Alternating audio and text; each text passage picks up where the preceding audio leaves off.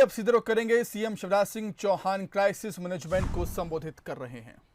Crisis management group के सभी स्तर के मतलब जिला क्राइसिस मैनेजमेंट ग्रुप के सदस्यगण, ब्लॉक क्राइसिस मैनेजमेंट ग्रुप के सदस्यगण, शहरों में वार्ड के क्राइसिस मैनेजमेंट ग्रुप के सदस्यगण और गांव के क्राइसिस मैनेजमेंट ग्रुप के सदस्यगण, बहनों और भाइयों, पिछले 2 महीनों में हमने लगातार दिन और रात मेहनत की है। सभी अधिकारी मित्र भी आज जुड़े हुए हैं। कमिश्नर, आईजी, कलेक्टर, एसपी और अलग अलग स्तर के हमारे सभी नीचे तक के कर्मचारी, जिनमें आंगनबाड़ी कार्यकर्ता, आशा कार्यकर्ता, रोजगार सहायक, पंचायत सचिव, एएनएम, पटवारी, अलग अलग विभागों के सारे कर्मचारी और अधिकारी, और मैं सच कहूं तो पूरे प्रदेश में इन 2 महीने में अनथक परिश्रम किया है। एक ऐसी त्रासदी कोरोना संक्रमण की दूसरी लहर के रूप में हमने बीच में भुगती कि जिसके जख्म शायद कभी मिट नहीं पाएंगे। हमने अपनों के दर्द को देखा है, हमने अपनों को बिछुड़ते हुए भी देखा है। वो दिन भी हमें याद है जब ऑक्सीजन की आपूर्ति के लिए दिन और रात हम लोग सोए नहीं।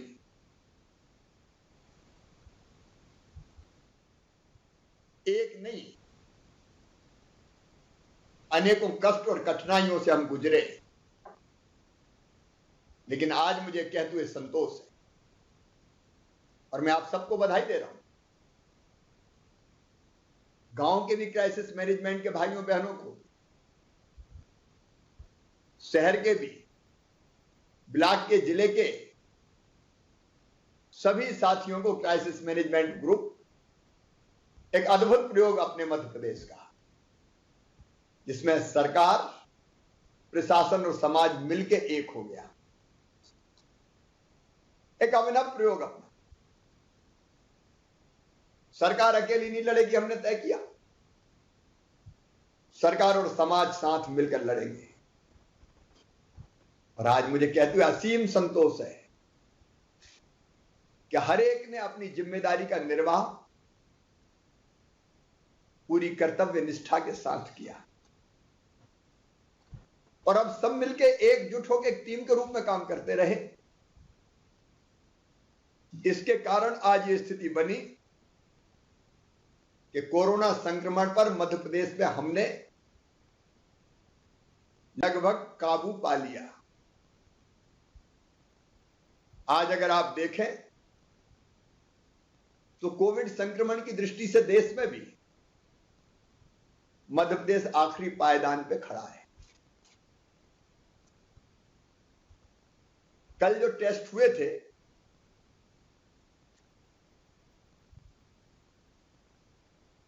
भारी संख्या में टेस्ट होने के बावजूद भी 75,000 से ज्यादा टेस्ट हुए, लेकिन उसके बाद भी पॉजिटिव केस आए 1640। देश के डेली केस लोड में मध्य प्रदेश का योगदान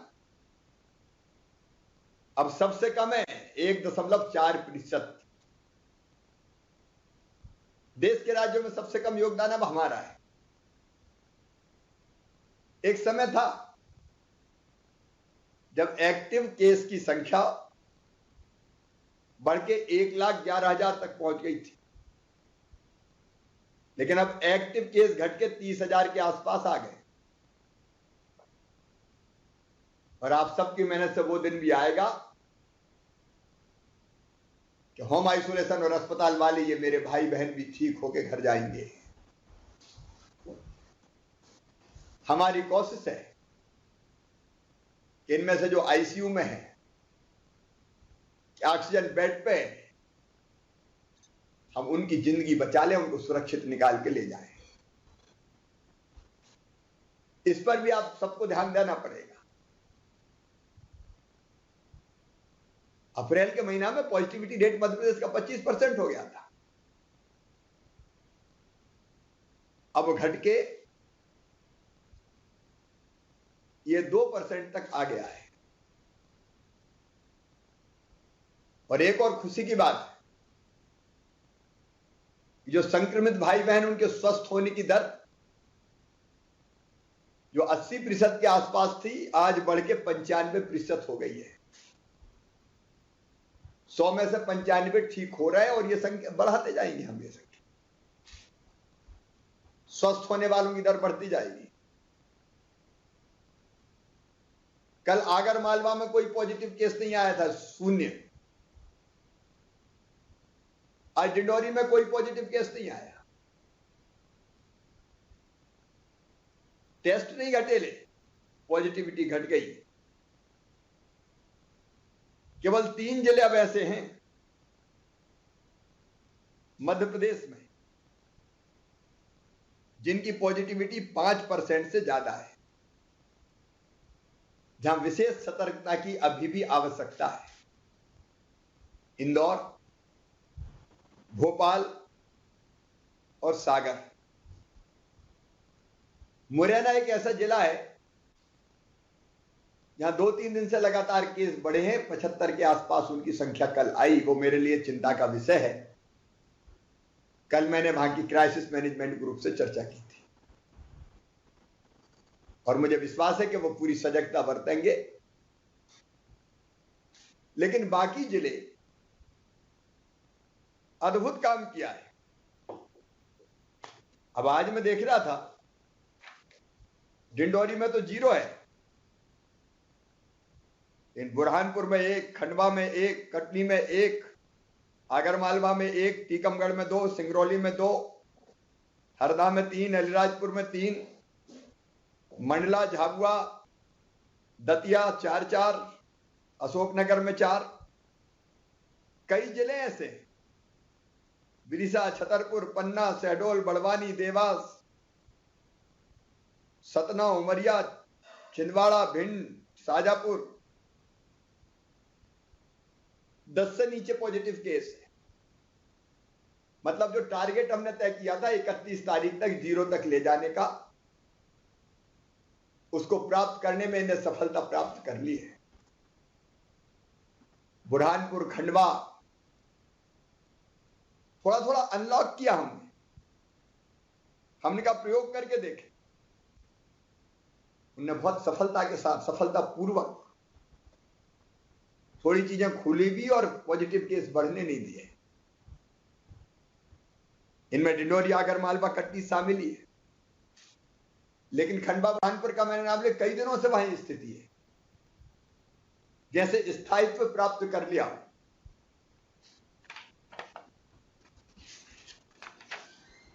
लेकिन आज हमारे प्रदेश के 18 जिलों में पॉजिटिविटी 1% से कम हो गई। मेरे बहनों और भाइयों, आज मैं ये कह सकता हूं कि संक्रमण अभी हमारे काबू में है, लेकिन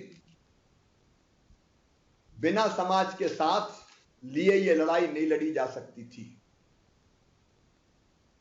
और इसलिए हमने क्राइसिस मैनेजमेंट ग्रुप पहली लहर में बनाया था जिले का, इस बार गांव तक का बना दिया। और गांव के क्राइसिस मैनेजमेंट ग्रुप को, वार्ड के क्राइसिस मैनेजमेंट ग्रुप का मैं अभिनंदन करना चाहता हूं। उनने अपने कंधों पर जिम्मेदारी ली और उन्हें तय किया कि हमारे यहां कौन सी चीज खुलेगी, कौन सी चीज नहीं खुलेगी। गांव के क्राइसिस मैनेजमेंट ग्रुप ने कोरोना कर्फ्यू लगाया। कौन बाहर जाएगा, कौन सामान लाएगा, उपार्जन कैसे चलेगा। किल कोरोना अभियान, घर घर जाके सर्दी, जुकाम, बुखार से पीड़ितों को ढूंढवाया, उनके टेस्ट करवाए, होम आइसोलेशन की व्यवस्था देखी। राशन के वितरण का काम देखा। संक्षेप में कहूं तो सारी जवाबदारी उनने अपने कंधों पर उठा ली। ये सही लोकतंत्र है मित्रों। केवल शिवराज सिंह चौहान काम नहीं करेगा, गांव का हर नागरिक काम में जुटेगा। जन आंदोलन हमने बनाया कोरोना की लड़ाई को, और आगे भी कोरोना की लड़ाई जन आंदोलन ही रहेगी। ये केवल सरकार की, केवल मंत्रियों की, केवल विधायक सांसद की, केवल कलेक्टर एसपी की लड़ाई नहीं है। और अब तो मैं उत्साहित हूं, कई तरह की और जवाबदारियां क्राइसिस मैनेजमेंट ग्रुप को सौंपेंगे। ये क्राइसिस मैनेजमेंट ग्रुप सरकार की योजनाओं के क्रियान्वयन में भी महत्वपूर्ण भूमिका का निर्वाह करेंगे। मैं एक बार सबको बधाई देता हूं। कल एनडीए की सरकार के 7 साल पूरे हो रहे हैं। माननीय प्रधानमंत्री जी के 7 साल पूरे हो रहे हैं। कल उस अवसर पर आप सबको ध्यान होगा, हमने बच्चों के कल्याण के लिए, वो बच्चे जिनके माता पिता नहीं रहे, या तो एक पहले से नहीं था, एक की बाद में मृत्यु हो गई, जो अनाथ हो गए। और मैं अनाथ इसलिए नहीं कहूंगा कि अपने रहते कोई बच्चा अनाथ कैसे हो सकता है। हम लोग काय के लिए, हमारे रहते कोई बच्चा अनाथ नहीं रह सकता, इसलिए उनके लिए योजना बनाई। और मैं प्रधानमंत्री जी को धन्यवाद दूंगा, उन्होंने भी पीएम केयर फंड से ऐसे बच्चों की परवरिश और बाकी चीजों के लिए एक और स्कीम लॉन्च की घोषणा की है। अब मध्य प्रदेश की योजना, तो कल मध्य प्रदेश की योजना हम कल लागू करेंगे, मुख्यमंत्री बाल सेवा योजना। ये सरकार के 7 साल पूरे होने पर, मोदी जी के प्रधानमंत्री बनने के 7 साल पूरे होने के अवसर पर कल इन बच्चों के खाते में पैसा डाला जाएगा। जितने नाम कंप्लीट है, जिले के कलेक्टर्स बैठे, पोर्टल पर अपलोड हो गए, कल उन बच्चों के खाते में पैसा जाएगा। जहां फॉर्मेलिटीज पूरी नहीं हुई, पूरी कर लें। सब बच्चों को हमको कवर करना है, औपचारिकता पूरी कर लें। निःशुल्क राशन देने की व्यवस्था, ऐसे बच्चों को शिक्षा देने के लिए भी हमारा संकल्प है। और इसलिए उनकी शिक्षा निःशुल्क होगी। 24 साल की उम्र तक वह हमारे बच्चे उपयुक्त विद्यालयों में ना ठीक शिक्षा मिले। और कलेक्टर ये भी ध्यान रखेंगे कि जो छोटे बच्चे, अभी उनकी बात नहीं करता, लेकिन कई ऐसे बच्चे जिनकी उम्र बड़ी है, वो भले कॉलेज में पढ़ने वाले, कॉलेज के बच्चे भी हो सकते हैं, वो स्कूल के हो सकते हैं, बिल्कुल छोटे बच्चों को तो अभिभावक की जरूरत पड़ेगी। उन बच्चों को अगर हॉस्टल में एडमिशन दिलाना होगा तो हम विशेष रूप से उनको हॉस्टल में प्रवेश दिलवाएंगे। वो छात्रावासों में रह के पढ़ेंगे। अगर कोई बच्चा ऐसा होगा तो वो भी चिंता कर ले कि जिसको संभालने वाला कोई उपयुक्त व्यक्ति नहीं बचा, तो ऐसे बच्चों को हम बाल गृह या बाकी रहने की व्यवस्था का उपयुक्त प्रबंध करेंगे।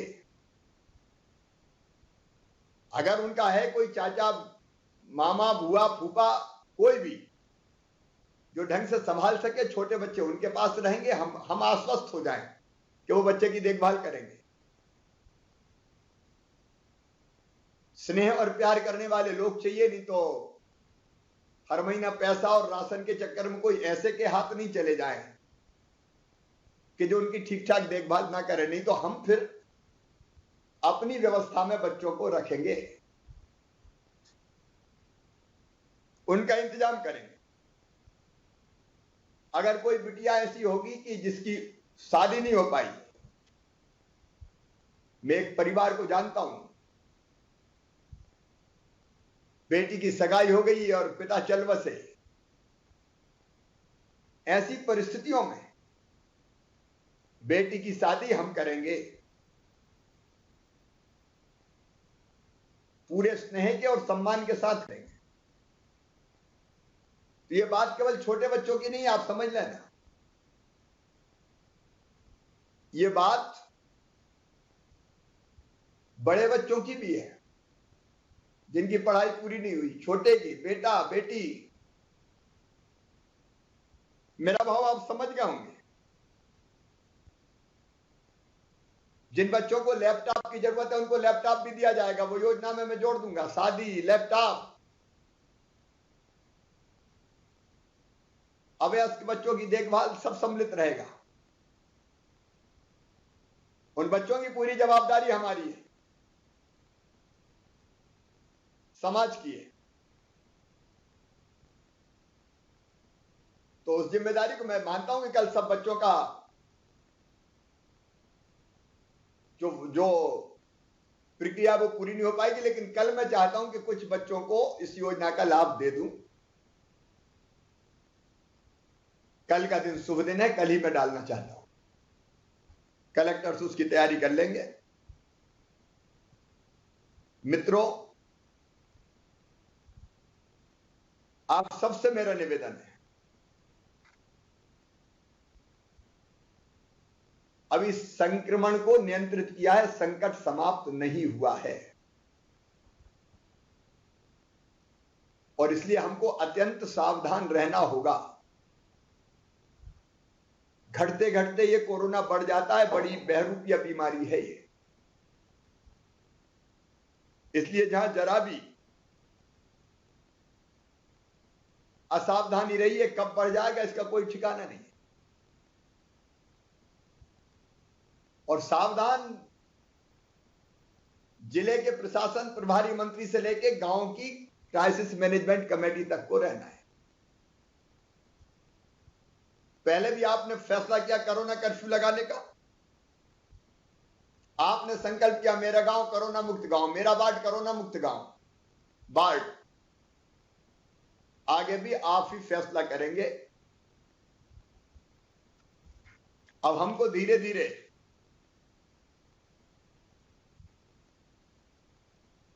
सारी सावधानी रखते हुए, ताकि तीसरी लहर ना आए। और तीसरी लहर कैसे नहीं आएगी ये मैं आपको बता रहा हूं। नंबर 1, हम खूब टेस्ट करेंगे, कोई जिला टेस्ट में कोई कमी ना करे। बिल्कुल टेस्ट कम नहीं करना है, जिले के हर इलाके में करना है, ताकि संक्रमित कहीं हो तो तुरंत पकड़ ले। हम खूब टेस्ट करेंगे, कोई पॉजिटिव आया तो केवल होम आइसोलेशन या कोविड केयर सेंटर में ले जाएंगे उसको, घर में जगह नहीं तो घर में मत रखना भैया, नहीं तो सबको संक्रमित कर देगा। फिर उसको कोविड केयर सेंटर में रखना, और उनसे संपर्कित जितने हैं सबकी कॉन्ट्रैक्ट ट्रेसिंग करेंगे, परिवार के लोग या बाकी जिनसे मिला हो, ताकि और किसी को भी कोरोना का संक्रमण फैला तो तुरंत हम पहचान लें और वो स्प्रेडर की तरह ना घूमे, क्योंकि कई में तो लक्षण 2-4 दिन आते ही नहीं, तब तक वो कई में फैला देता है। तो कॉन्ट्रैक्ट ट्रेसिंग। तीसरी चीज, किल कोरोना अभियान जारी रहेगा। घर घर दस्तक देके सर्दी जुकाम बुखार वालों को क्राइसिस मैनेजमेंट ग्रुप के साथ ढूंढते रहेंगे, कोई मिला तो तुरंत दवाई देंगे और सैंपल लेंगे। ये सावधानी अगर हमने रखी तो जहां संक्रमण है तत्काल पकड़ लो, बढ़ने मत दो, इलाज कर दो, और कहां कहां फैल सकता है उनको चिन्हित करके उनका इलाज कर दो और उनको आइसोलेशन में ले जाओ। मेरा दावा है हम तीसरी लहर रोक सकते हैं, और हम रोकेंगे तीसरी लहर, भरपूर प्रयास करेंगे। लेकिन इसके साथ साथ हमको अब अनलॉक की दिशा में जाना है। मतलब कोरोना कर्फ्यू को धीरे धीरे हटाना है। ये कौन हटाएगा? आप हटाओगे। कैसे हटाएंगे आप तय करोगे। जिले में क्या करना है, जिले का क्राइसिस मैनेजमेंट ग्रुप बैठेगा। अभी हम यहां से गाइडलाइन भेज रहे हैं, वो गाइडलाइन आपके पास पहुंचेगी। वो गाइडलाइन आपकी मार्गदर्शिका के रूप में काम करेगी, लेकिन अंततः फैसला आप करोगे वहां की परिस्थिति को देख के। जैसे मैंने नाम लिया 5% से ज्यादा पॉजिटिविटी है, तो वहां के क्राइसिस मैनेजमेंट ग्रुप को ध्यान में रखते हुए फैसला करना पड़ेगा कि हम क्या खोलें क्या ना खोलें। जैसे मुरैना में केस बढ़े तो मुझे पता चला वहां के क्राइसिस मैनेजमेंट ग्रुप ने तय कर लिया कि अभी हम 1 तारीख से मुरैना को कोरोना कर्फ्यू में ढील नहीं देंगे। वहां की परिस्थिति है, उनको करना पड़ेगा, तभी ठीक होगा। तो ऐसे अलग अलग जिले की परिस्थिति के हिसाब से देखो, कुछ चीजें तो तय है जो नहीं खुलेगी, वो आप सब सहमत होंगे, वो खतरा हम नहीं ले सकते। राजनीतिक गतिविधियां, सांस्कृतिक गतिविधियां, सामाजिक धार्मिक गतिविधियां, आयोजन, मेला, उत्सव, खेल, मनोरंजन, अभी इसकी इजाजत ये समय हमें नहीं देता। स्कूल, कॉलेज, शैक्षणिक संस्थान, प्रशिक्षण, कोचिंग संस्थान, सिनेमाघर, shopping mall, swimming pool, theatre, picnic spot, auditorium, सभागृह, और विवाह के लिए भी आप तय करना। विवाह जून में होंगे, मैंने मई में वादा किया था, लेकिन विवाह होंगे केवल अत्यंत सीमित संख्या में। आप तय करेंगे 10 इधर के 10 उधर के। हम ज्यादा संख्या का खतरा मोल नहीं ले सकते। अंतिम संस्कार की संख्या तय करना है। ये समय ऐसा है कि ज्यादा लोग ना जाएं, 10 लोगों में हो सकता है। मृत्यु भोज में से भी सामाजिक बुराई है, करना तो 10 लोगों में करेंगे। कई ऐसी चीजें हैं कि जिससे संक्रमण बढ़ सकता है। एक मंत्री समूह ने सुझाव दिया था रूल ऑफ 6, मतलब 6 से ज्यादा लोग इकट्ठे नहीं होंगे, सीमित संख्या रहेगी। और प्रतिबंध से मुक्त भी कई गतिविधियां हैं। आपके पास गाइडलाइन भेजी जा रही है। उद्योग, औद्योगिक गतिविधियां, उद्योगों का कच्चा माल, तैयार माल, अस्पताल, नर्सिंग होम, क्लिनिक, ये तो सब खुले ही हैं। राशन की दुकान, किराना दुकान, फल सब्जी, डेयरी, आटा चक्की, पशु आहार, आप लोग तय करिए। गाइडलाइन भेज रहा हूं मैं विस्तार से इस पर नहीं बोलूंगा। ये गाइडलाइन आपके पास आ रही है। उसके हिसाब से, जिले की परिस्थिति के हिसाब से जिला तय करेगा कि 1 जून से कोरोना कर्फ्यू में ढील दी जाएगी और हम आर्थिक गतिविधियां चालू करेंगे। लेकिन 5% से ज्यादा जहां पॉजिटिविटी है वहां के नियम अलग हैं। जहां 5% से कम है वहां के नियम अलग है।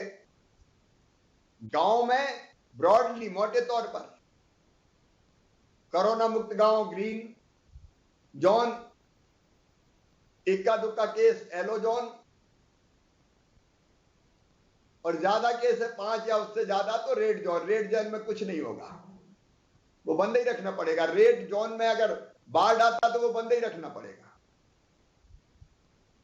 लेकिन ग्रीन में सारी गतिविधियां चालू करेंगे आप लोग, वो आप तय करें। मैंने केवल इतना बताया कि हमको भेद करना है, जो मुक्त है वहां और जहां संक्रमण है वहां। विद इन डिस्ट्रिक्ट भी ये भेद, विद इन वार्ड भी, वार्डों के अंदर भी होगा और गांव के अंदर भी ये भेद करना पड़ेगा हम। तो वो सब जिला तय करेंगे, विभाग तय करेंगे, ब्लॉक की क्राइसिस मैनेजमेंट कमेटी ब्लॉक में, और गांव की क्राइसिस मैनेजमेंट की जो कमेटी है वो गांव में तय करेगी। और इसलिए जरूरी है कि हम कल सारे प्रभारी मंत्री और कलेक्टर और जिले का क्राइसिस मैनेजमेंट ग्रुप, आपकी जवाबदारी है कल 30 मई को पूरे प्रदेश में जिला क्राइसिस मैनेजमेंट कमेटी जिले के लिए, चाहे तो जिला क्राइसिस मैनेजमेंट कमेटी आज भी बैठ सकती, नहीं तो कल बैठे, लेकिन कल ब्लॉक क्राइसिस मैनेजमेंट कमेटी, ग्राम पंचायत क्राइसिस मैनेजमेंट समिति, नगर क्राइसिस मैनेजमेंट समिति, वार्ड क्राइसिस मैनेजमेंट समिति, इनकी बैठक कल होगी। समय कौन सा है तय करें, गांव में बैठे भाई बहन, वार्ड में बैठे मेरे साथी, सुपरविजन कलेक्टर करेंगे। हर एक क्राइसिस मैनेजमेंट कमेटी की बैठक होगी और वो क्राइसिस मैनेजमेंट कमेटी गांव, वार्ड, ब्लॉक, शहर वो कैसे खुलेगा ये तय करेगी। उनके कंधों पे जवाबदारी, उनको परिस्थिति संभालना है, सरकार पूरा साथ देगी। उनका फैसला मतलब सरकार उस फैसले के पीछे खड़ी रहेगी लागू करने के लिए। तो कल सारी क्राइसिस मैनेजमेंट कमेटी की मीटिंग हो जाए संपन्न, और ये इसलिए जरूरी है कि वो कल ही घोषित कर दे कि हमारे यहां ये खुला रहेगा, ताकि परसों के दिन उसका ठीक से प्रचार हो जाए 31 तारीख को, और 1 तारीख से सवेरे से वो व्यवस्थाएं बन जाए। एक चीज पक्की है, बाकी अपने जिले के हिसाब से तय करना, और वो ये है कि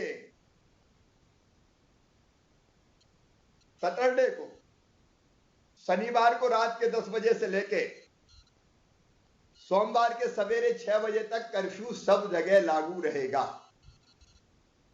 वो तो मिनिमम रखना ही है हमको, बाकी आप अपने हिसाब से फैसला करिएगा, लेकिन उतना हम रखेंगे। तो ये सब बैठ के हो जाए और क्राइसिस मैनेजमेंट कमेटी फैसला कर ले और जनता को अवगत कराए, और इसके साथ साथ कोविड एप्रोप्रिएट बिहेवियर, कोरोना के संक्रमण को रोकने के अनुकूल व्यवहार, मतलब बिना मास्क के अनावश्यक रूप से घरों से नहीं निकलेंगे, निकलेंगे तो मास्क लगा के निकलेंगे, और निकलेंगे तो दूरी बना के रहेंगे, 2 गज की दूरी जो प्रधानमंत्री जी ने कहा, और भीड़ इकट्ठी नहीं होगी। नियम सारे आप बनाएंगे, लेकिन दुकानदार को दुकान खोलनी है तो नियमों का पालन करके खोलना पड़ेगा।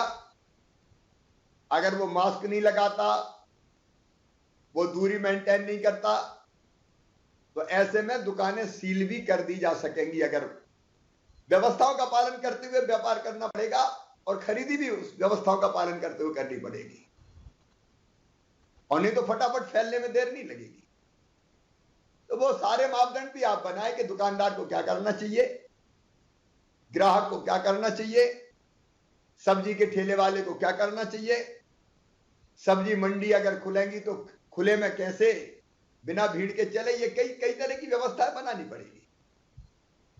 तो आप वहां बैठ के बनाएंगे, और मुझे पूरा विश्वास है कि पूरी जिम्मेदारी से हमारी क्राइसिस मैनेजमेंट कमेटी काम करेगी।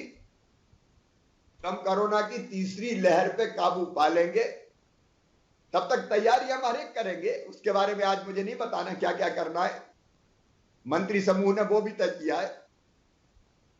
लेकिन कोविड एप्रोप्रिएट व्यवहार के लिए लोगों को तैयार करना पड़ेगा, वैक्सीनेशन के लिए लोगों को तैयार करना पड़ेगा। वो अलग अभियान हम चलाएंगे। टीका के बारे में अगर कोई भ्रम है तो उनको हमें दूर करना पड़ेगा। तो मैं यही निवेदन करना चाहता हूं कि क्राइसिस मैनेजमेंट ग्रुप की बैठक कल करके आप अपने गांव को, शहर को, वार्ड को, जिले को सुरक्षित रखने के लिए क्या क्या करना है वो विचार करके आप फैसला करें। मैंने जैसे कहा कि एक मोटी गाइडलाइन आपको भेजी जाएगी, अंतिम फैसला आपको करना है। और मुझे पूरा विश्वास है आप सबके सहयोग से मध्य प्रदेश के ये मॉडल ऐसा होगा जो महामारी के संक्रमण को रोकने में, जन भागीदारी से रोकने में एक नई दिशा दे देगा। अब इसकी चर्चा भी होने लगी। आप सबके सहयोग से हमने संक्रमण रोका है, हम आगे बढ़ने नहीं देंगे। अब आर्थिक गतिविधियां भी चलेगी और कोरोना का वायरस रहेगा तो संक्रमण को भी रोकते हुए हमको आगे बढ़ना पड़ेगा। दोनों चीजें, संक्रमण बढ़ने नहीं देंगे, खत्म करेंगे, और आर्थिक गतिविधियां ऐसे चालू करेंगे कि जिससे संक्रमण ना फैले। और मुझे पूरा विश्वास है आप सब ने जिस शिद्दत से काम किया है, मैं आज दिल से कह रहा हूं, अंतरात्मा से कह रहा हूं, ये अद्भुत प्रयोग मध्य प्रदेश में हुआ कि एक टेबल पे बैठ के हमारे प्रभारी मंत्री, हमारे विधायक, हमारे सांसद जी, हमारे क्राइसिस मैनेजमेंट ग्रुप के सदस्य, राजनीतिक दलों के कार्यकर्ता, अब जिस शिद्दत से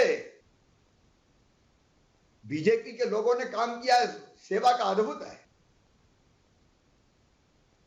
कई समाजसेवी संगठनों ने किया है, अनेकों कांग्रेस के मित्र भी आगे आए, मैं किसी का नाम नहीं लूंगा, लेकिन अद्भुत ढंग से हमने काम किया। और मुझे पूरा विश्वास है कि हम सब मिलके ही आर्थिक गतिविधियां भी चालू करेंगे और कोरोना के संक्रमण को रोक के एक नया इतिहास रचेंगे, जन भागीदारी से मुकाबला महामारी का। और भविष्य में जिसके उदाहरण शायद दिए जाएं आप सबके कारण। एक बार फिर मैं आप सबको हृदय से धन्यवाद देता हूं, लेकिन फिर कहता हूं सावधान रहना है, अपने जिले को बचाना है हमें, और वो जिम्मेदारी आपकी है। मैं आपके साथ